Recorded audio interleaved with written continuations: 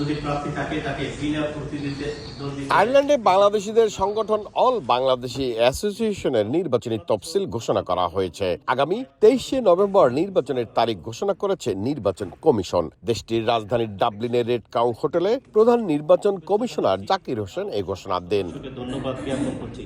আয়ারল্যান্ডের বিভিন্ন কাউন্টির বাংলাদেশি অ্যাসোসিয়েশনের সদস্য, স্থানীয় বাংলাদেশি ও গণমাধ্যম কর্মীদের উপস্থিতিতে ডাবলিনের রেড কাউ হোটেলে প্রধান নির্বাচন কমিশনার নির্বাচনের তারিখ ঘোষণার পাশাপাশি নির্বাচনী নীতিমালাও ঘোষণা করেন। নির্বিঘ্নে ভোট দেওয়ার জন্য বেশ কয়েকটি পদক্ষেপের কথাও জানান প্রধান নির্বাচন কমিশনার। প্রার্থী ও তার সমর্থকদের জন্য যে নীতিমালা গ্রহণ করা হয়েছে সেদিকে সতর্ক থাকারও আহ্বানও জানানো হয়। নির্বাচনী তফসিল ঘোষণার পর বিভিন্ন প্রশ্নের উত্তর দেন কমিশন।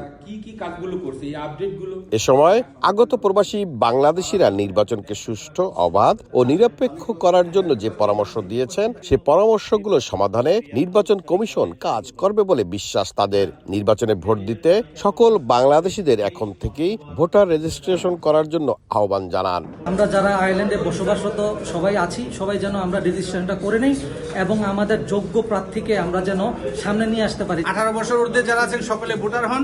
আমরা একটি সুন্দর একটা নির্বাচন উপহার দিতে চাই অল বাংলাদেশ অ্যাসোসিয়েশন অফ আয়ারল্যান্ডের জন্য।